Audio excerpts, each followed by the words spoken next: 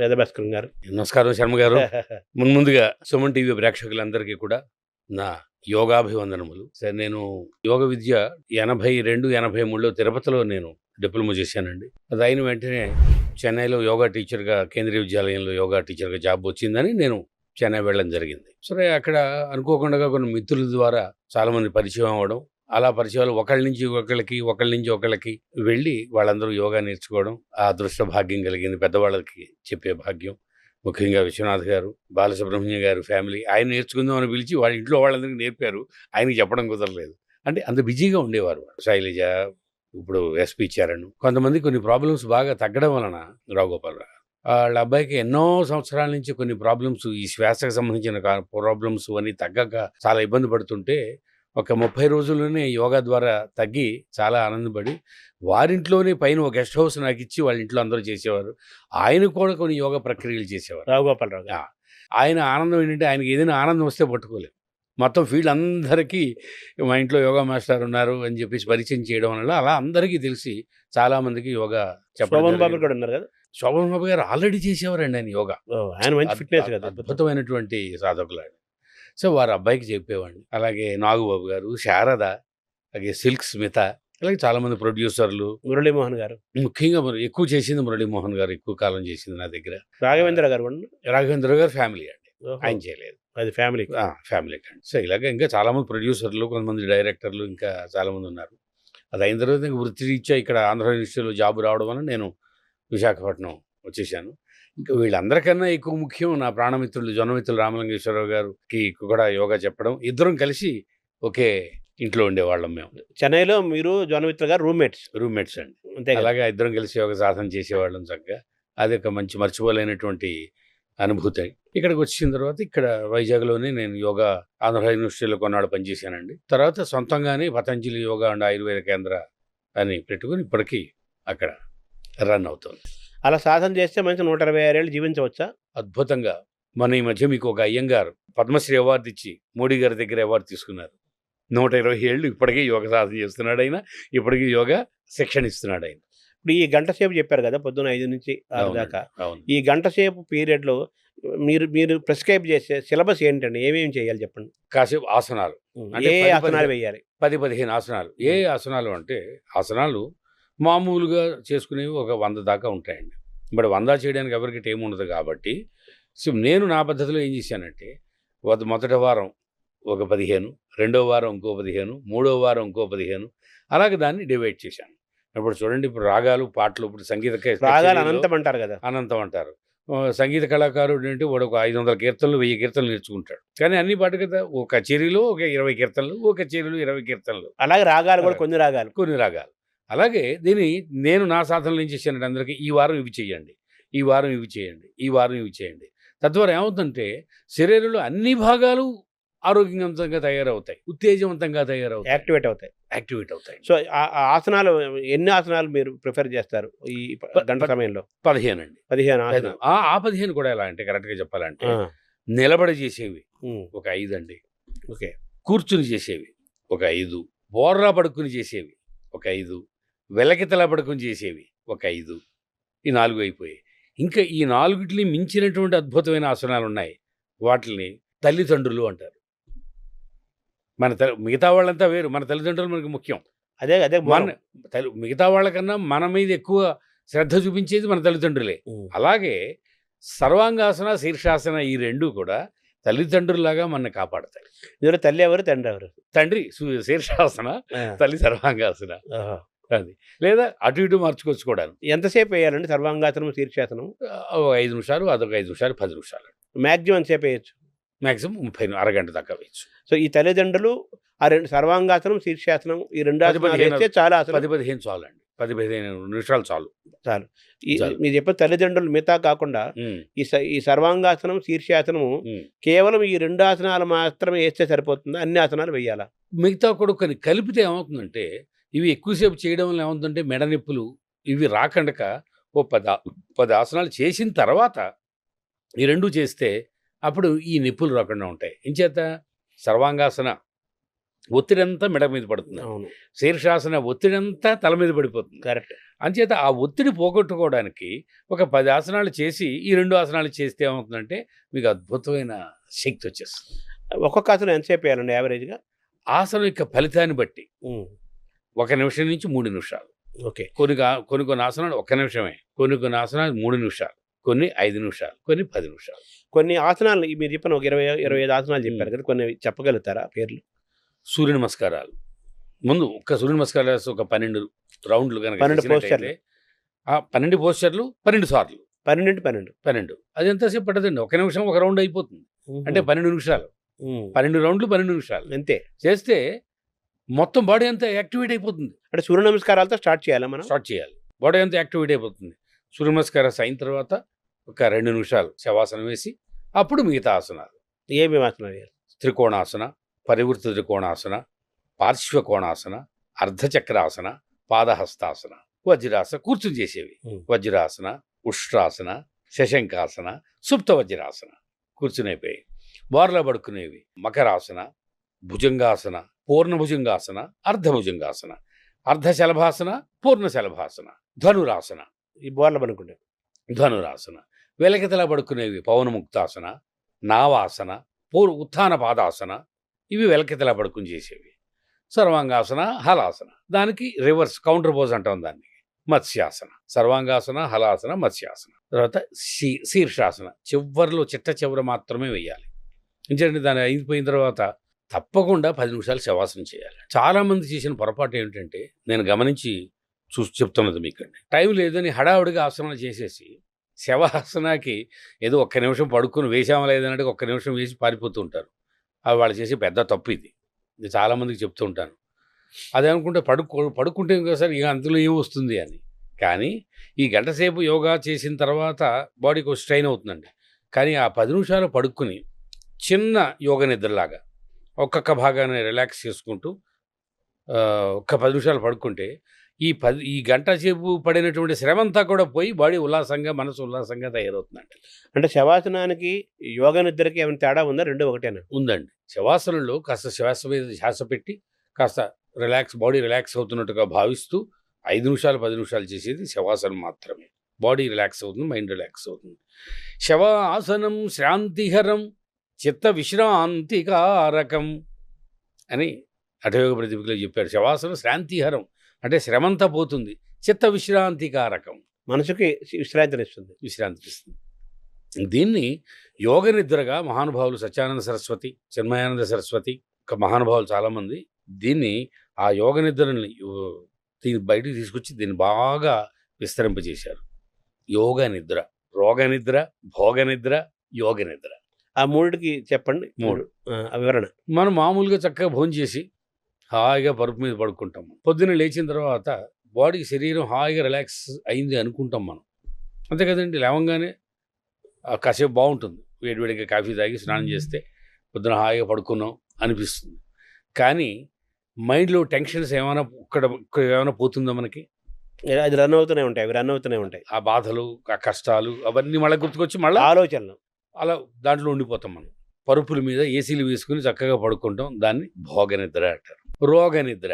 పడుకుంటాడు, నిద్ర పట్టదు, దొలుతాడు, నిద్ర మాత్రలు వేసుకుంటాడు, బీపీ వస్తుంది, అనీజీనెస్ వస్తుంది, ఫ్రీ మోషన్ అవ్వదు, కడుపు ఉబ్బరం అవుతుంది, అయితే లూజ్ మోషన్స్, లేకపోతే మలబద్ధకం మోషన్ అవ్వదు. అలా దొలుతూనే ఉంటాడు. కానీ పావుగంట పడుకోవడం, పావుగంట లేవడం. పొద్దున్న లేచేపటికి ఎంత అలసటగా ఉంటుంది, చికాగ్గా ఉంటుంది. బాడీ రిలాక్స్ అవ్వదు, మైండ్ రిలాక్స్ అవ్వదు. దాన్ని రోగ నిద్ర. సరే, మరి యోగ నిద్రకి తేడా ఏమిటి అంటే, మనం చేసి యోగ నిద్ర ఒక అరగంట సేపు పడుకోబెట్టి ఏం చేస్తామంటే మీరు హాయిగా పడుకోండి. అరగంట సేపా? అంటే 2 ఉన్నాయి. టైం లేకపోతే 20 నిమిషాలు, టైం ఉంటే అరగంట. 20 నిమిషాలు కంపల్సరీ. 20 నిమిషాలు కంపల్సరీ, లేకపోతే రిలాక్స్ అవ్వదండి. ఉపయోగం లేదు. దాన్ని ఉత్తిరి పడుకుంటే ఉంది, బాడీ రిలాక్స్ అవుతుంది అంతే. జస్ట్ మామూలుగా శవాసన అది. కానీ ఇక్కడ ఒక ప్రత్యేకమైన టెక్నిక్ యోగాలో మేము డెవలప్ చేసాం, మహానుభావులు డెవలప్ చేశారు. ఇది కూడా physical level, mental level, spiritual level, శారీరకంగా, మానసికంగా, ఆధ్యాత్మికమైనటువంటి రిలాక్సేషన్. అందులో పడుకున్న తర్వాత ఏం చేస్తామంటే, మేము ఇక్కడి నుంచి వాళ్ళకి ఆదేశాలు ఇస్తాం. నువ్వు పడుకున్నావు, శరీరాన్ని అంతటిని మనోనేత్రంతో చూడు, ఒక్కొక్క భాగాన్ని మనం రిలాక్స్ చేసుకుంటూ రావాలి, నీకు గాలి పీల్చినప్పుడు శరీరం అంతా ప్రాణశక్తితో నిండుతోంది. గాలి వదులుతున్నప్పుడు శరీరంలోంచి మనసులోంచి అన్ని రకాల బాధలు పోతున్నట్టుగా భావించు. హాయిగా ప్రశాంతంగా 4 సార్లు గాలి పీల్చుకు వదులు. నీ మనస్సును నేను ఒక్కొక్క భాగాన్ని రిలాక్స్ కమ్మని చెప్తూ ఉంటాను. నీ మనస్సు అక్కడికి వెళ్ళి ఆ భాగాన్ని ఆదేశించాలి.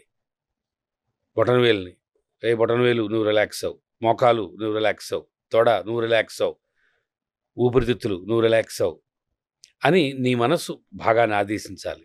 దీంట్లో ఎంత అద్భుతమైనటువంటి మన మనస్సు ఉండే గొప్పదనం. మైండ్ వెళ్ళిపోతుంది అక్కడికి, ఆదేశం పంపించేస్తుంది, కంటికి కనపడదు. కానీ ఈ ఆదేశం వెళ్ళంగానే అక్కడ భాగంలో ఒక కెమికల్ రియాక్షన్ జరుగుతుంది, రసాయనిక చర్య. ఆ భాగం రిలాక్స్ అయిపోతుందండి. ఇది సైంటిఫికల్లీ ప్రూవ్డ్ అనమాట. ఈ భాగం ఇటుపక్క భాగాలని ఇటుపక్క మైండ్ నియంత్రిస్తుంది, ఇటుపక్క భాగాలని ఈ మైండ్ నియంత్రిస్తుంది. అంచేత ఒక్కొక్క కాలు దగ్గర నుంచి మనం రిలాక్సేషన్ చెప్పుకుంటూ వస్తాం. ఒక్కొక్క పార్ట్ వదిలిపెట్టాం. బొటనవేలు దగ్గర నుంచి 2వ వేలు నుంచి 3వ వేలు. Relax your right leg big toe, relax your second toe, అలా అన్ని వేళ్ళు. Relax your right heel. అలా ఇక్కడ దాకా వచ్చేప్పటికి మీకు 20 నిమిషాలు పైన పట్టేస్తుంది. మెదడు దాకానా? మెదడు దాకా. అదే ఇంగ్లీష్ రాని వాళ్ళకి తెలుగులో చెప్తాం. మెల్లిగా నీ బొటన్ వేలు రిలాక్స్ అవుతోంది. అక్కడి నుంచి మెల్లగా మనసును ప్రయాణం చేసుకుని వచ్చి కుడి పిక్క, కుడి మోకాలు, కుడి తొడ, ఎడమ భాగాలు, అలాగే పొట్ట లోపల భాగాలు, మనసును పొట్ట లోపలికి పంపించాలి. ప్యాంక్రియాస్ యాక్టివేట్ చేయించాలి. ప్యాంక్రియాస్ దగ్గర మనసుకు కేంద్రీకరించు. నువ్వు రిలాక్స్ అవుతున్నావని ఆదేశం పంపించు. Relax your pancreas, relax your liver అని వాడు ఒక ప్రశాంత హడావుడిగా చెప్తే మైండ్ డిస్టర్బ్ అవుతుందండి. అంచేత వాడికి హిప్నటిజం చేసినట్టుగా నిద్రపోయేవాళ్ళు లేచి కూర్చోకూడదు, నిద్రలోకి వెళ్ళాలి. హిప్నటిజం చేసినట్టుగా మనం ఒక్కొక్క భాగం మీద ఇలా కమాండ్స్ మనం ఇచ్చేప్పటికి ఏమవుతుందంటే అండి, ఒక 20 నిమిషాలు అయ్యేప్పటికి ఒక ట్రాన్స్లోకి వెళ్ళిపోతాడు వాడు. అయిపోయి అప్పుడు సంకల్పం చెప్పుకోవాలి. దాంట్లో ఉండే గొప్పదనం అది సంకల్పం. అంటే ఎవరికి ఏ ప్రాబ్లం ఉంది, షుగర్ ఉంది సార్ ఒకరికి, వాడు 40 రోజులు అన్ని భాగాలు చెప్తూ ఆ ప్యాంక్రియాస్ అనే గ్రంథి లివర్ మీద, ప్యాంక్రియాస్ మీద కాన్సన్ట్రేషన్ ఒక 10 నిమిషాలు చేయాలి. అది యాక్టివేట్ అవుతుంది. షుగర్ తగ్గిపోతుంది. అలాగే హార్ట్ ప్రాబ్లం ఉంది, మొత్తం భాగాలన్నీ రిలాక్స్ చేస్తూ హార్ట్ మీదే కాన్సన్ట్రేషన్ చేయాలి ఒక పావుగంట. అలాగే ఎక్కడ ప్రాబ్లం ఉంటే అక్కడ కాన్సన్ట్రేషన్ చేయాలి. బీపీ వాళ్ళు అంతే, బీపీ వాడికి మొత్తం బాడీ అంతా. బీపీ అనేది ఒక పార్టీ కదా, మొత్తం పార్టీ అంతా, శరీరం అంతా ఉంటుంది. కాబట్టి ఇది 40 రోజులు ఎవరైతే యోగ నిద్ర చేశారో 41వ రోజుకి బీపీ కంట్రోల్ అయిపోతుంది. అలాగే గ్యాస్ ప్రాబ్లమ్స్ వాళ్ళు, నిద్ర పట్టడం వాళ్ళు, తర్వాత ఇలాంటి ప్రాబ్లమ్స్ ఉన్న వాళ్ళు కూడా ఇప్పుడు గ్యాస్, మీరు ఈ గ్యాస్ట్రిక్ ప్రాబ్లం అని చెప్పారు కదా, వీటికి కంపల్సరీగా ఆసనాలు కంపల్సరీగా చేసి తీరాల్సిందే. అంటే ఈ యోగ నిద్ర ద్వారా బీపీ, షుగరు కంట్రోల్లోకి అవుతుంది. ముఖ్యంగా టెన్షన్స్ అండి, మానసిక ఒత్తిడి, ప్రతిదానికి భయపడ్డాం, ప్రతిదానికి కంగారు పడ్డాం, ప్రతిదానికి బాధపడ్డాం, డిప్రెషన్, ఏమైపోతుందోనో భయం, కంగారు. ఎగ్జామ్స్ ముందు చూడండి పిల్లలకి, అసలు ఎగ్జామ్స్ ముందు పిల్లలకి వారం రోజులు యోగ నిద్ర చెప్తే అసలు ఎటువంటి భయం ఉండదు వాడికి. తర్వాత ఈ మైగ్రేన్, తలనొప్పులు ఉంటాయి, కొంత తలనొప్పులు, వాటికి యోగ నిద్ర బాగా ఉపయోగపడుతుంది. బట్ శారీరకమైనటువంటి విపరీతమైన బ్యాక్ పెయిన్ ఉందండి, విపరీతమైన నెక్ పెయిన్లు ఉన్నాయి, మోకాళ్ళ నొప్పులు ఉన్నాయి, అవి యోగ నిద్ర అంత ఎక్కువ ఉపయోగపడదు, కొంచెమే ఉపయోగపడుతుంది. వాళ్ళకి ఆసనాలు కూడా కలపాలి. అంటే నిద్ర పట్టడం వాళ్ళకి ఆసనాలు, యోగ నిద్ర రెండును. ఆసనాలు కావాలా? నిద్ర వాళ్ళకి యోగ విద్య సరిపోదా? యోగ నిద్ర కొంచెం సరిపోతుంది, 50% సరిపోతుంది. ఇప్పుడు అస్సలు లేని వాళ్ళు 80 ఏళ్ళ వృద్ధుడు ఉన్నాడు సార్, ఆయనకి అన్ని ప్రాబ్లమ్స్ ఉన్నాయి, నిద్ర పట్టట్లేదు, ఆయనకి ఏ ఆసనాలు ఏం చెప్పలేము మనం. యోగ నిద్ర రోజు వింటూ చాలు, అది వింటూ నిద్రలోకి వెళ్ళిపోతారు సార్. అంటే ఒక రకమైన హిప్నాటిజం అంటారా? ఒక రకమైనటువంటి హిప్నటిజం. దాంట్లో విపరీతంగా చాలా ఓవర్ ఇన్ఫ్లుయెన్స్ ఉంటుంది, ఫాస్ట్ గాను. ఈ యోగ నిద్రని చాలా ప్రశాంతంగా స్థితిలో తీసుకెడతాం మనం. అది దాంట్లో ఆధ్యాత్మికత లేదు, దీంట్లో మన ఆధ్యాత్మికత ఉంది. ఈ మనసు మాట శరీరం వింటుందా? శరీరంలోని భాగాలు వింటాయి? అసలు వింటాయండి, మన సాధన బట్టే ఉంటుంది. ఎప్పటికప్పుడు కూర్చొని వినమంటే వినవు, దానికి సాధన మీదే వస్తుంది. ఒక 2-3 ఏళ్ళు యోగా అభ్యాసం చేసిన తర్వాత మైండ్, అదే యోగం అంటే కదండి, మైండ్ మనస్సు మాట శరీరం వింటమే యోగం. మన మాట వినకండక అది ఇష్టం వచ్చినట్టు గంతులేస్తే రోగం, అంతే. ఇప్పుడు మనం ఈ యోగా నిద్ర సాధన చేసేవాళ్ళు 40 రోజులు చేస్తే షుగర్ తగ్గిపోతుంది, బీపీ తగ్గిపోతుంది అని చెప్పారు. ఎన్ని రోజులకి ఆ మనసు మాట శరీరంలోని భాగాలు విని నిజంగా యోగ నిద్రలో పర్ఫెక్షన్ రావడానికి ఎన్ని రోజులు టైం పడుతుందండి? మినిమం 40 రోజులు. 40 రోజులు వచ్చేస్తుంది. 40 రోజుల్లో నియంత్రణ కలుగుతుంది. యోగ నిద్ర చేసిన తర్వాత ప్రాణాయామం ఇవన్నీ కలపాలండి. ఇవన్నీ కలిపితే ఎక్కువ ఇంపాక్ట్ అనమాట. అంటే యోగ నిద్రకి బాడీ మైండ్ ముఖ్యంగా. అవునండి. మైండ్ అలవాటు పట్టడానికి ఎంత టైం పడుతుంది? 40 రోజులు. 40 రోజుల్లో వచ్చేస్తుంది. 40 రోజుల్లో అలవాటు పెర్ఫెక్షన్ వస్తుందండి. ఓహో!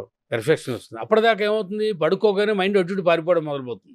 దాని పని మళ్ళా తీసుకొచ్చి మళ్ళా లాక్కు రావాలి, మళ్ళా పని అదే కదా. కూర్చోబెట్టాలి, మళ్ళా లాక్కు రావాలి, మళ్ళా కూర్చోబెట్టాలి, మళ్ళా లాక్కు కూర్చోబెట్టాలి. ఇంకేమవుతుంది, 20 రోజులు అయిపోయి బాబోయ్ నన్ను ఏడిపిస్తున్నాడు రా దేవుడా అని కదలకుండా కూర్చుంటుంది. అది జరుగుతుందా? వాడు మనకు వద్దులే, మనకు సెట్ అవుతుందని లేచి వెళ్ళిపోతాడు. ఉంటాడు అలా, వాళ్ళిద్దరు ఉంటారండి అలాగా. మనం ఇప్పుడు కూడా అది అన్నీ జరిగిపోతాయని మనం చెప్పకూడదు. ఎప్పుడు కూడా అందరికీ కూడా జరగవు. అందరికీ జరగవు. ఇప్పుడు 100 మంది క్లాసులో జాయిన్ అయ్యారు సార్, యోగా ఒక నెలలు యోగా కోర్స్ అంటాము. దీంట్లో మెల్లిగా ఒక వారం రోజుల తర్వాత కొంతమంది జారిపోతారు, ఇంకో 10 రోజుల తర్వాత కొంతమంది జారిపోతారు. నిలబడి ఒక 60 మంది 50 మంది మిగులుతారు 100 మంది జాయిన్ అయితే. సో యోగ నిద్ర కూడా పతంజలి చెప్పిందేనా? ఆయనదేగా. వీళ్ళు దాన్ని డెవలప్ చేశారు. అంటే ఆయన పదం వాడలేదు. ప్రత్యాహారం అంటే ఇంద్రియ నిగ్రహం, ధారణ, ధ్యాన, సమాధి.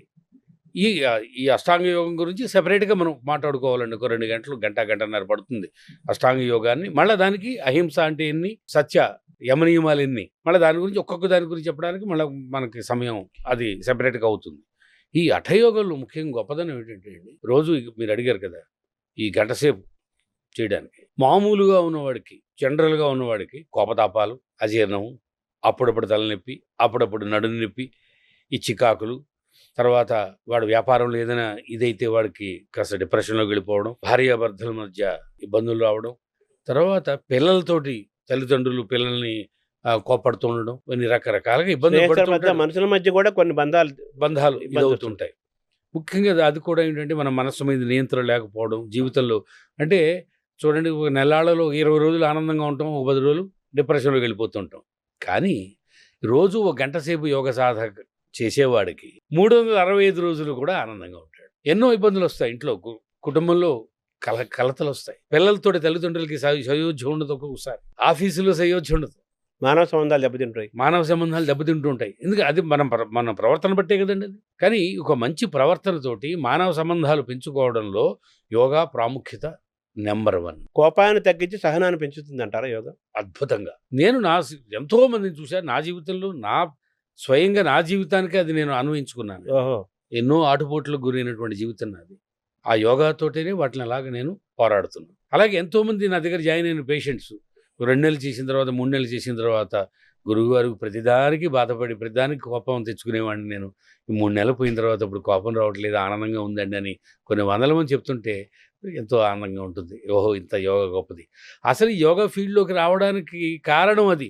ఏదో సరదాగా మొదలుపెట్టి ఒక 10 మంది 20 మందికి చెప్తుంటే వాళ్ళు వచ్చి, మేము 2 ఏళ్ల నుంచి 3 ఏళ్ల నుంచి నడుము నొప్పితో బాధపడుతున్నాం సార్, మీరు చెప్పిన యోగా వల్ల తగ్గిపోతుందంటే నాకే అప్పుడు చిన్నప్పుడు ఏమిటి ఇంత గొప్పదా, ఇంత ఉందా, ఆ చిన్న వయసులో నాకు తెలియదు కదండి, ఇంత ఉందా దీంట్లోనూ, ఏమిటి అలా తగ్గిపోతుంది దీంట్లోనూ అని నాకు అలా ఆనందం కలిగి ఈ వృత్తిలోకి నేను దిగడం జరిగిందనమాట. ఇంకోటి ఏమిటంటే ఇందులో చెప్పాను ఫిజికల్ ఎక్సర్సైజ్లు ఇది చెప్పాను కదా సార్, అది ఈ ఫిజికల్ ఎక్సర్సైజ్లకి ఒక వయసుతో సంబంధం ఉంది. ఒక 15 ఏళ్ళు మీకు చూడండి, జిమ్కి వెళితే కుర్రాళ్ళు ఉంటారు కానీ మెసలాళ్ళు ఉంటారు, పెద్దవాళ్ళు ఉంటారండి. ఇప్పుడు పెరుగుతున్నారు. 6 ఏళ్ళు 8 ఏళ్ళు కుర్రాళ్ళు జిమ్లో ఉండడుగా. అవును, 20 ఏళ్ళు 30 40 50 60 ఏళ్ళు 70 ఏళ్ళు వాళ్ళు జిమ్లో తక్కువ. ఎక్కడైనా ఒకటి ఏదైనా ఉంటారు తక్కువ. ఎందుకనేది అది కండరాలు విపరీతంగా స్ట్రైన్ అవుతాయి, దాంట్లో ఫిజికల్ హెల్త్ బాగుంటుంది దాంట్లో. బీపీ కూడా పెరుగుతుంది, పల్స్ రేట్ పెరుగుతుంది. రజోగుణం, తమోగుణం, సత్వగుణం అని యోగాలు మనం చెప్తూ ఉంటాం కదండి. యోగ సాధన వల్ల సత్వగుణం పెరుగుతుంది. సత్వగుణం అంటే మనసు నియంత్రణగా ఉండడం, ఎప్పుడు చిరునవ్వుతో ఉండడం, ఎప్పుడు ఆనందంగా ఉండడం, నలుగురిని ఆనందంగా ఉంచడం. రజోగుణం అంటే అప్పుడప్పుడు ఇంద్రియ నిగ్రహం కోల్పోవడం, కోపతాపాలు, ఇదంతా. ఇంకా తమోగుణం అంటే చెప్పక్కర్లేదు, అసలు మనసు వాడికి నియంత్రణ ఉండదు. ఏం తింటున్నాడో తెలియదు, ఏం మాట్లాడుతున్నాడో తెలియదు, ఏం చేస్తున్నాడో తెలియదు, తమోగుణం. చేత ఈ ఫిజికల్ ఎక్సర్సైజ్లు అన్నీ కూడా, ఈ జిమ్ ఎక్సర్సైజ్లు అన్నీ కూడా రజోగుణాన్ని పెరిగేటువంటి ఇది ఉంది. చేత మనసు మీద నియంత్రణ, మానసిక ప్రశాంతత. చిన్న ఉదాహరణ చెప్తాను మీకు. నా ఫ్రెండ్స్ చాలామంది ఉన్నారు, వాకింగ్ చేసేవాళ్ళు, యోగా చేసేవాళ్ళు. 1 గంట వాకింగ్ చేసి వచ్చి కుర్చీలో కూర్చుని అబ్బా ఎంత ప్రశాంతంగా ఉంది అని ఎవరైనా అంటారా? వాకింగ్ చేసి వచ్చి ఆకలి వేస్తుంది, కాఫీ టిఫిన్ అడుగుతారు. అవునా కదండి. అంటే అక్కడ మైండ్తో పని లేదు, ఓన్లీ బాడీ. చెమట కడుతుంది, బ్రహ్మాండంగా వాకింగ్ చేస్తారు, జాగింగ్ చేస్తారు, వచ్చి అబ్బాయి ఎంత ఆనందంగా ఉంది అనే పదం అంటాడా? అండు వెంటనే కాఫీయో పాలో ఆకలిస్తుంది టిఫిన్ పట్టరా అంటాడు. అదే ఒక గంట సేపు యోగా చేసిన తర్వాత ఇంటికి వెళ్ళిన తర్వాత ఆకలి నియంత్రింపబడుతుంది. యోగా చేసిన వెంటనే టిఫిన్ పట్టరా అది పెట్టరా అమ్మ ఎంత హాయిగా ఉంది. ఆ హాయి అనే పదం వస్తుంది యోగా చేసిన తర్వాత. ఎందుకని లోపల మొత్తం శరీరం అంతా కూడా రిలాక్స్ అయిపోతుంది, మైండ్ అంతా రిలాక్స్ అయిపోతుంది. యోగా 6 నెలలు చేసిన తర్వాత వాళ్ళు ఒక తెలియనటువంటి ఒక ఆకర్షణ వస్తుంది, కంటిలో వెలుగు, వాక్కులో, శరీరం అంతా. వపుఃకృశత్వం వదనేషు నిర్మల అరోగతాం నిర్మలత్వం వాక్స్ఫుటత్వం హఠసిద్ధి లక్షణం.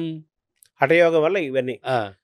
వపుఃకృశత్వం, ఒంట్లో ఫ్యాట్ కరిగిపోతుంది. వదనేషు నిర్మల, నిర్మలంగా తయారవుతుంది, ముఖం నిర్మలంగా ఉంటుంది. గొంతు స్వీట్గా తయారవుతుంది, మాధుర్యం పెరుగుతుంది, కమ్మగా ఉంటుంది. ఇంకోసారి మాట్లాడితే బాగుంటుంది అనిపిస్తుంది వినేవాళ్ళకి. హఠయోగం ద్వారా జరుగుతుంది. హఠయోగం ద్వారా ఈ లక్షణాలన్నీ వస్తాయండి. వపుఃకృశత్వం వదనే ప్రసన్నత నాదస్ఫుటత్వం నయనేషు నిర్మలే, కళ్ళు నిర్మలంగా తయారవుతాయి. నాదస్ఫుటత్వం, ఆ వాక్కులో కూడా మార్పు వస్తుంది, స్ఫుటంగా ఉంటుంది, కమ్మగా ఉంటుంది. ఇదం హఠసిద్ధి లక్షణం. హఠయోగం చేయడం వల్ల ఇది వస్తాయి. 1 సంవత్సరం 2 సంవత్సరాలు చేసిన తర్వాత అప్పుడు ఆసనాలు తగ్గించి మెడిటేషను, ప్రాణాయామ ఇవన్నీ ఎక్కువ సాధన చేయాలి. ఇందాక మీరు ఈ ప్రస్తావన తీసుకొచ్చారు కదా, ఏరోబిక్స్, వ్యాయామం ఇవన్నీ కూడా ఒక వయసు వాళ్ళు మాత్రం చేయగలుగుతారు, ముఖ్యంగా యువకులు చేయగలుగుతారు. యోగా అనేది అలాగా చిన్నపిల్లల దగ్గర నుంచి వృద్ధుల దాకా ఎవరైనా చేయొచ్చు అంటున్నారు కదా. ఇందాక చెప్పాను కదా, యువో వృద్ధాతి వృద్ధో వా వ్యాధితో దుర్బలోపివా అభ్యాసా సిద్ధిమాప్నోతి సర్వయోగేష్వతింద్రిత.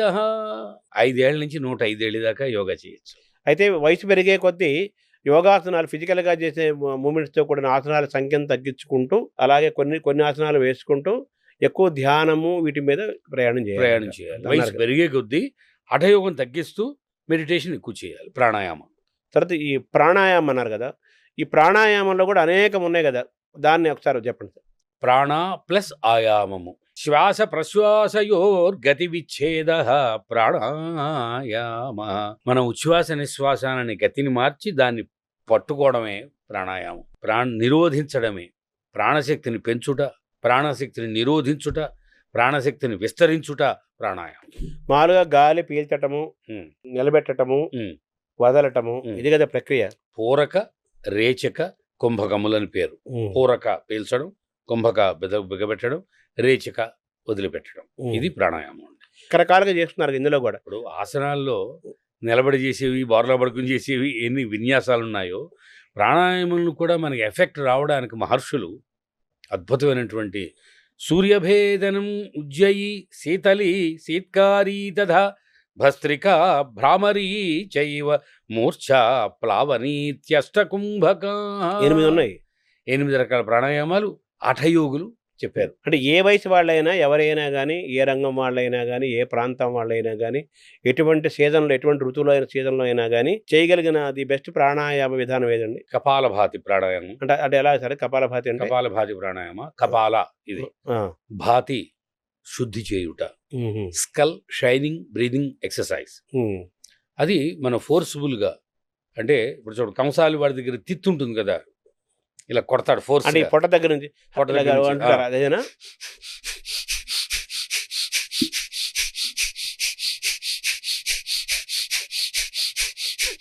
చూడండి ఎంత ఫోర్స్గా మనం గాలి వదిలి లోపలికి. ఇది కపాలభాతి. దీన్ని ఇంకొంచెం ఫోర్స్గా చేస్తే భస్త్రిక అంటారు. చిన్న తేడా అంతే. అంటే ఇక్కడ ఎక్కువ ఫోర్స్ పెడితే కపాలభాతి, ఇక్కడ ఎక్కువ ఫోర్స్ పెడితే భస్త్రిక.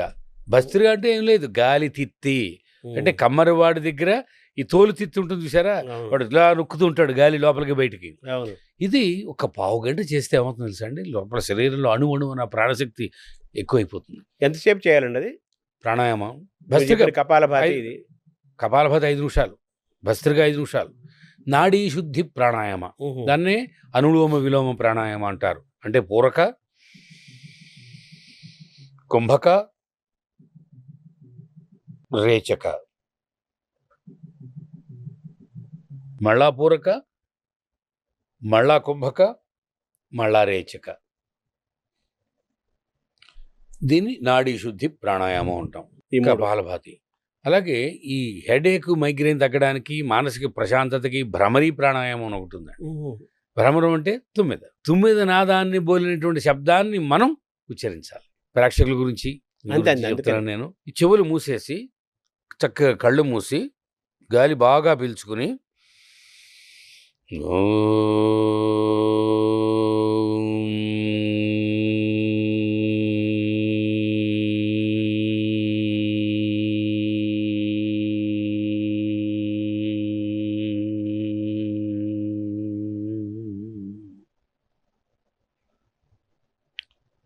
ఆ ఓంకారం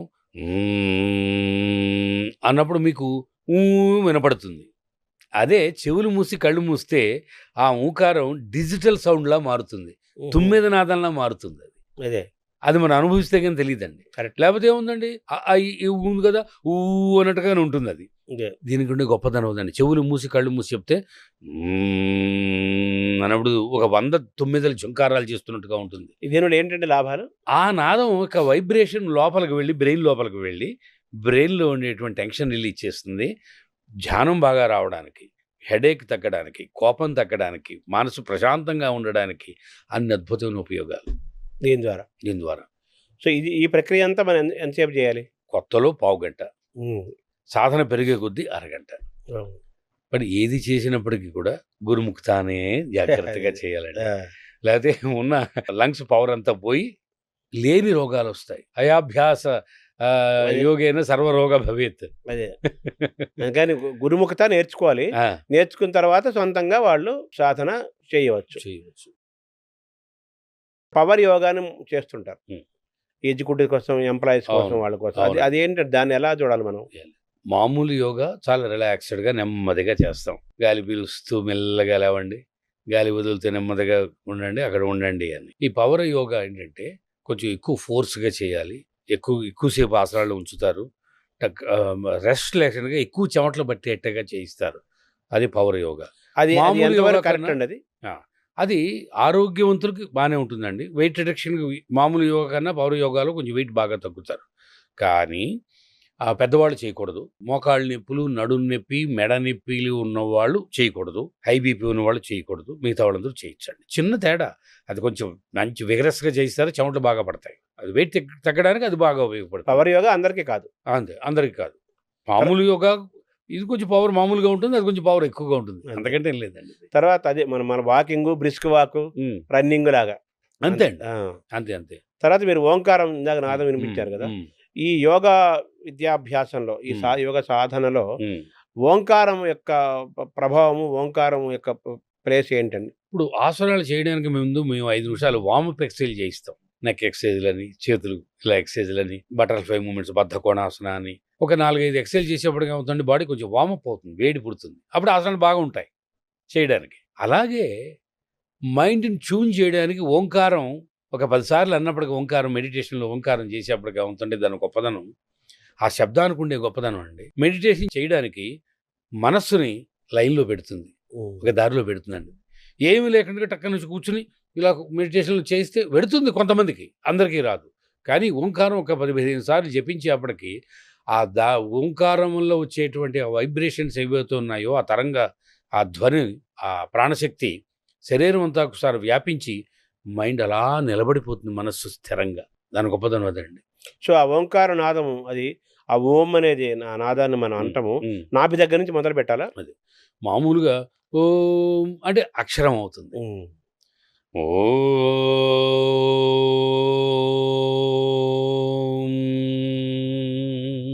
నాభి దగ్గర నుంచి అంటే మంత్రం అవుతుంది. అక్షరమే కానీ పలికే విధానం. మాటే మంత్రం అవ్వాలంటే నాభి నుంచి మొదలు పెట్టాలి. గాలి బాగా తీసుకుని, అది కూడా వెంటనే రాదండి. ఇప్పుడు చాలామంది 100 మంది మేము చెప్తూ ఉంటాం ఓంకారం సంబంధం లేదు, అపస్వరంలో పాడినట్టుగా ఉంటుంది, అక్షరం అవుతుంది. అది దానివల్ల ఫలితం ఉండదు. దాని మంత్రం చేయాలంటే నాభి దగ్గర నుంచి గుండె నిండా గాలి పీల్చుకోవాలి.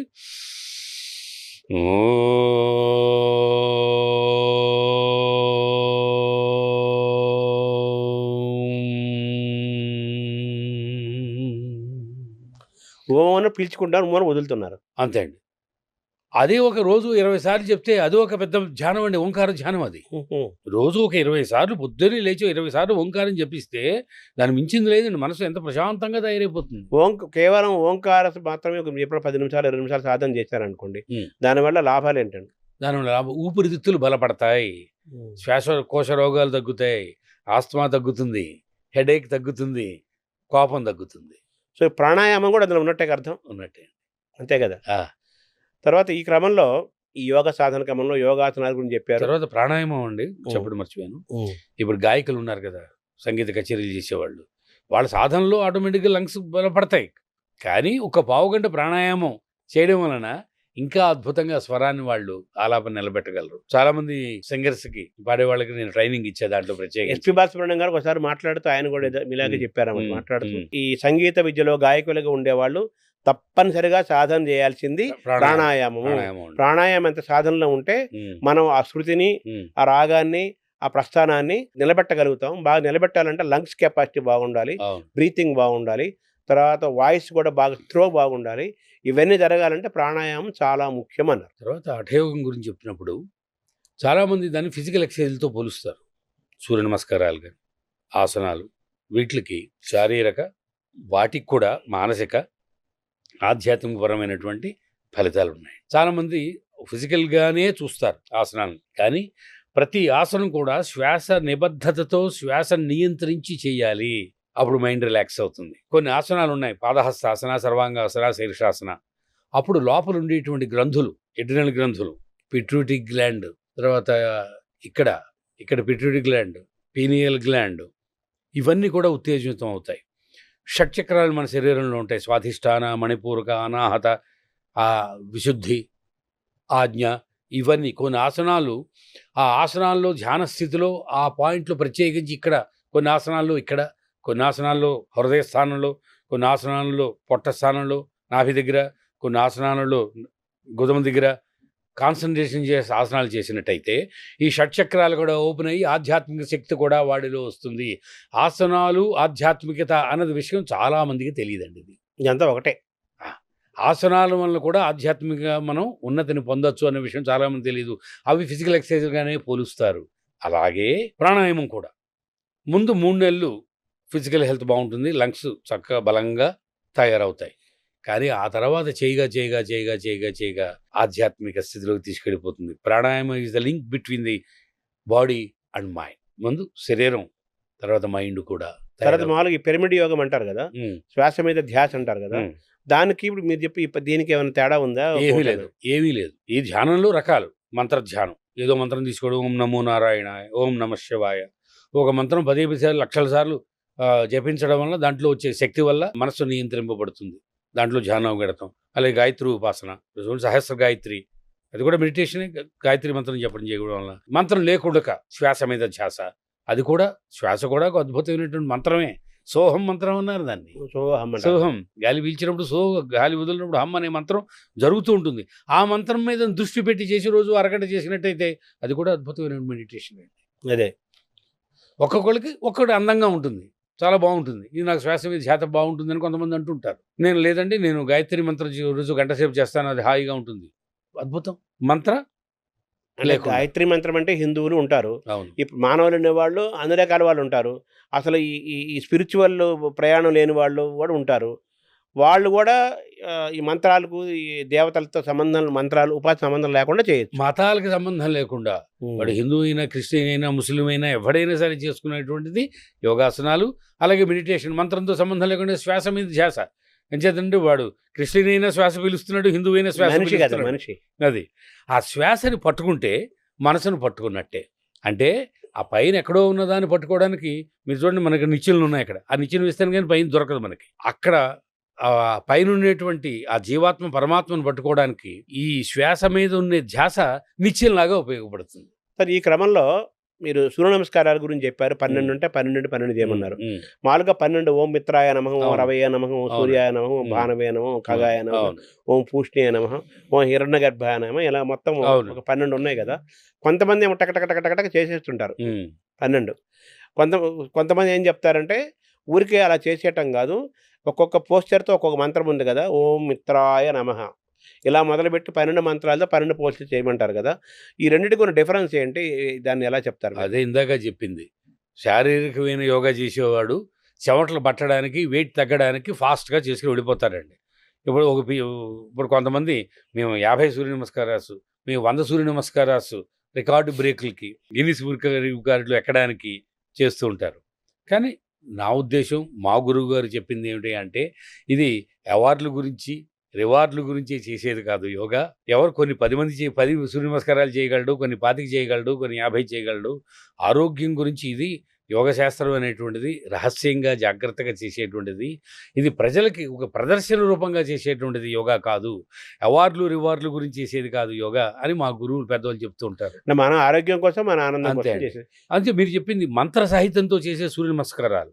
కరెక్ట్‌గా చెప్పాలంటే వాడు హాల్‌లో చేసేది గాలి వెలుతురు లేదు, మామూలు హాల్‌లో చేసేది కాదు. సూర్య నమస్కారాలు ఎలాగా సూర్యుడు ఎదురుగుండా ఆ ఎండ మనకు మీద పడేట్లాగా ఆయన వైపు చూస్తూ, ఆయన ప్రార్థిస్తూ అంటే రూమ్‌లో చేయకూడదు. ఆయన్ని ప్రార్థిస్తూ చేసేటువంటి సూర్య నమస్కారాలు. చక్కగా సూర్యరశ్మి ఒక అరగంట సూర్య నమస్కారాలు ఆయన ఎదురుగుండా చేసామనుకోండి, ఆ సూర్యరశ్మి వల్ల మనకు విటమిన్ డి వస్తుందని చెప్తున్నారు కదా ఇప్పుడు. అవును. ఆ చెమటలు పట్టాలి. చేసి రోజు సూర్యుడు ఎదురుగుండా ఒక 20 సూర్య నమస్కారాలు చేయండి. ఇంకా అసలు ఏం ఆసనాలు అక్కర్లేదు ఇంకా. తర్వాత ఈ యోగ సాధనలో ఆహార నియమాలు కూడా ఇంపార్టెంట్ కదా! అసలు ఆహార నియమం లేకుండా అసలు యోగం రోగంలోకి వెళ్ళిపోతుంది. ఓహో! చాలామంది తెలియక అది దేందో దాంది అన్నట్టుగా నేను గంటసేపు నడుస్తున్నాను కదా అని వాడు ఇష్టం ఉన్నది తింటాడు. గంటసేపు జిమ్ చేసేవాడు నేను గంట జిమ్ చేస్తున్నాను కదా అని వాడు ఇష్టం వచ్చినట్టు తింటాడు. నేను గంట యోగా చేస్తున్నాను కదా అని ఇష్టం వచ్చి తింటాడు. దానివల్ల ఎక్కడేసిన గొంగళ అక్కడే ఉంటుంది, వాడికి ఉన్నతి లభించదు. సో, ఈ యోగ సాధన ప్రక్రియలో ఆహారం కూడా చాలా ముఖ్యమైనది. తప్పకుండా యోగ శాస్త్రంలో ఏం చెప్పారు, సత్వ రజస్ తమో గుణాలు ఎలాగున్నాయో మనకి సాత్వికాహారం, రాజసికాహారం, తామసికాహారం అని 3 ఉన్నాయి. మీకు రిజల్ట్స్ రావాలి ఎప్పటికప్పుడు. ప్రతి నెల మనకు ఆరోగ్యం బాగుండాలి, ప్రతి నెల రోగాలు బయటికి పోవాలి, ప్రతిరోజు బాగుండాలి. ప్రతిరోజు బాగుండాలి. అంటే ఆసనాలు ఎంతవరకు ఉపయోగపడతాయండి? 100% ఉపయోగపడవు. నేను చేస్తున్నాను, రోజు గంటన్నర విరగ్గొట్టేస్తున్నాను, 50 ఆసనాలు 60 ఆసనాలు అని మన ఇష్టం వచ్చినట్టు తింటే ప్రయోజనం ఏమీ లేదండి అక్కడ. అంచేత ఇటు ఆసనాలు చేస్తూ ఆహార నియమం పాటిస్తేనే మనకి 30 రోజుల్లో మనకు కడుపు నొప్పి, ఈ గ్యాస్ట్రిక్ ప్రాబ్లం తగ్గుతుంది, హెడేకులు తగ్గుతాయి, కీళ్ళ నొప్పులు తగ్గుతాయి. తర్వాత కొంతమంది ఆర్థోపెడిక్ డాక్టర్స్ కొన్ని ఆసనాలు వేయొద్దు అంటుంటారు. అలాగే హార్ట్ ఆపరేషన్ అయిన వాళ్ళు, హార్ట్ ప్రాబ్లమ్స్ ఉన్నవాళ్ళు, బీపీ ఉన్నవాళ్ళు కొన్ని ఆసనాలు వేయకూడదు అంటారు కదా! సో, ఆ మనిషి యొక్క రోగాలు, వాళ్ళ కండిషన్ బట్టి మీరు ఏ ఆసనాలు వేయాలి, ఏం వేయకూడదో చెప్తారు. తప్పకుండా ఇక్కడ ఏమవుతుందంటే ముఖ్యంగా heart operations, back pain operations, severe knee pain ఆపరేషన్స్కి చాలా అనుభవజ్ఞుడైన గురువు దగ్గరే నేర్చుకోవాలి. వాళ్ళు కొన్నాళ్ళ పాటు వాటికి దూరంగా ఉండాలి. ఏ ఆపరేషన్ అయినా సరే ఒక నెల 2 నెలల పాటు ఈ యోగా జోలికి వెళ్ళకూడదు. వాళ్ళు ప్రాణాయామం, మెడిటేషన్ చేయొచ్చు. యోగాలో అనేక విభాగాలు ఉన్నాయి. వీటన్నిటికి కూడా మనం సాధన చేస్తూ చిన్నపిల్లల నుంచి వృద్ధుల దాకా ఎవరైనా యోగాసనాలు, ఆసనమే కాదు, యోగ మార్గం ద్వారా యోగ సాధన చేయవచ్చు. దాని ద్వారా మానసిక ఆరోగ్యము, శారీరక ఆరోగ్యము, ఆనందము అన్నీ కలుగుతాయి. దీర్ఘాయుష్ వస్తుంది. 126 ఏళ్ళు, 100 ఏళ్ల పైగా అద్భుతమైన ఆరోగ్యం. అద్భుతంగా, ఆనందంగా, ఆరోగ్యంగా, ఆధ్యాత్మికంగా. ఒక చిన్న ఉదాహరణతో మనం ముగిద్దాం. ఇప్పుడు ఒక కారు, పాత కారైనా కొత్త కారైనా రోడ్డు మీద వెళ్ళడానికి డ్రైవర్ ఒక్కడూ సరిపోడు కదండి. రోడ్డు మీద పెర్ఫెక్ట్గా వెళ్ళాలంటే 5 రకాలు ఉండాలి. దానికి మంచి ఇగ్నిషన్ కరెక్ట్గా ఉండాలి. ఇలా అనగానే స్టార్ట్ అవ్వాలి. మంచి పెట్రోల్ ఉండాలి. మన ఆరోగ్యానికి ఇదేమిటది, మంచి పెట్రోలు కాకుండా ఏది పడితే అది పెట్టేస్తే మనకి బండి కదలదు. 5 సూత్రాలు ఉన్నాయి దీనికి. మంచి 5 సూత్రాలండి. మంచి పెట్రోల్ పోయిస్తాం, ఇగ్నిషన్ కరెక్ట్గా ఉండాలి, అది 5 టైర్లో గాలి బాగా ఉండాలి. ఇవన్నీ 5 రకాలు. ఫైనల్గా మంచి డ్రైవర్ ఉండాలి, డ్రైవింగ్ బాగా చేయాలి, మంచి డ్రైవర్ ఉండాలి. అలాగే ఈ శరీరం అనేటువంటి వాహనానికి యోగాసనాలు, లూబ్రికేటింగ్, ఇగ్నిషియం, పెట్రోలు, డ్రైవరు ఇవన్నీ అలాగే మనిషికి దీనికి యోగాసనాల వల్ల ఈ శరీరం లూబ్రికేట్ అవుతాయి. మొత్తం జాయింట్స్, లెగమెంట్స్ అన్నీ కూడా సాఫ్ట్గా తయారవుతుంది. శరీరం 5 సూత్రాలు అన్నారు ఏంటంటే సాఫ్ట్గా తయారవుతుంది. యోగాసనాల వల్ల చక్కగా లూబ్రికేట్ అవుతుంది శరీరం అంతా కూడా. ప్రాణాయామం వల్ల లోపల ప్రాణశక్తి ఇగ్నిషియంలా తయారవుతుంది. ప్రాణశక్తి ఎప్పటికప్పుడు రీఛార్జ్ అవుతుంది మనకు. 2. మూడోది, సాత్వికాహారం తినడం వలన మంచి కారు బాగుండాలంటే మంచి పెట్రోలే పోస్తాం కదా మనకి. అలాగే ఇది నడవడానికి సాత్వికాహారం మంచి పెట్రోల్లో ఉపయోగపడుతుంది. రాజసికాహారం డీజిల్లో ఉపయోగపడుతుంది. తామసికాహారం కిరసనాలు, డీజిల్ కలిపి పోసి కారు పాడైపోతుంది, అప్పుడప్పుడు కలుపుతూ ఉంటారు బయట. డీజిల్ పోసినట్టుగా ఉంటుంది, కెరోసిన్ పోసినట్టుగా ఉంటుంది. అంచేత ఈ వాహనం బాగా వెళ్ళాలంటే మంచి పెట్రోల్ ఎలా ఉపయోగపడుతుందో సాత్విక ఆహారం తింటే. మూడోది ఆహారం, మూడోది ప్లేస్. మూడోది అలాగే తర్వాత కూలింగ్ సిస్టమ్. మనకు 200 కిలోమీటర్లు 300 కిలోమీటర్లు వెళ్ళిపోయాం మనం. కారుకి కూలింగ్ సిస్టమ్ ఉంటుంది కదండి, రెస్ట్ ఇవ్వాలి. రెస్ట్ ఇవ్వాలి. ఆ రెస్ట్ యోగ నిద్ర. రోజు 10 నిమిషాలు పడుకుని యోగ నిద్రలో బాడీ మైండ్ రెండు రిలాక్స్ అయితే మైండ్ హాయిగా తయారైపోతుంది. 4 అయ్యాయి. 5వది ఈ వాహనం సిస్టమేటిక్గా ఎక్కడ యాక్సిడెంట్ కాకుండా ఈ వాహనం వెళ్ళాలంటే ఇక్కడ డ్రైవర్ ఉన్నాడు మన మైండ్. ఈ మైండ్ని మన నియంత్రణలోకి తెచ్చుకోవాలి. ఇప్పుడు సాధారణంగా 190 మంది మైండ్ కంట్రోల్లోకి మనం వెళ్ళిపోతాం. మైండ్ మన కంట్రోల్లోకి రావాలి. మైండ్ మన కంట్రోల్లోకి రావాలి. 5 అలాగే కారుకి 5 విషయాలు ఉన్నట్టుగా దీనికి కూడా ఈ 5 సాధనలతోటి ఆరోగ్యంగా, ఆనందంగా, ఆధ్యాత్మికంగా అద్భుతంగా ఉంటాడని చెప్పడంలో ఎటువంటి అతిశయోక్తి లేదు. ఆ మైండ్ది ఏంటన్నారు? మైండ్కి మెడిటేషన్ అండి. యోగాసనాలు, ప్రాణాయామం, సాత్విక ఆహారం, యోగ నిద్ర, మెడిటేషన్. Very good. నమస్కారం సార్. ఇది అనంతమైన సబ్జెక్టు, ఎన్నో అంశాలు ఉన్నాయి. ఇంకో మిగతా సందర్భాల్లో ఒక్కొక్కసారి ఒక్కొక్క టాపిక్ మీద మనం ఏకాగ్రతగా ఒక్కొక్క టాపిక్ మీద ఫోకస్గా చేద్దాం. చాలా ఆనందంగా ఉంది. చాలా క్లుప్తంగా, చాలా హాయిగా అరటిపండు వచ్చినట్టుగా అందరికీ అర్థమయ్యేటట్టుగా యోగ విద్యను మొత్తాన్ని మాకు వివరించారు. చాలా సంతోషం. ధన్యవాదాలు. చాలా సంతోషం శర్మ గారు. నమస్కారం.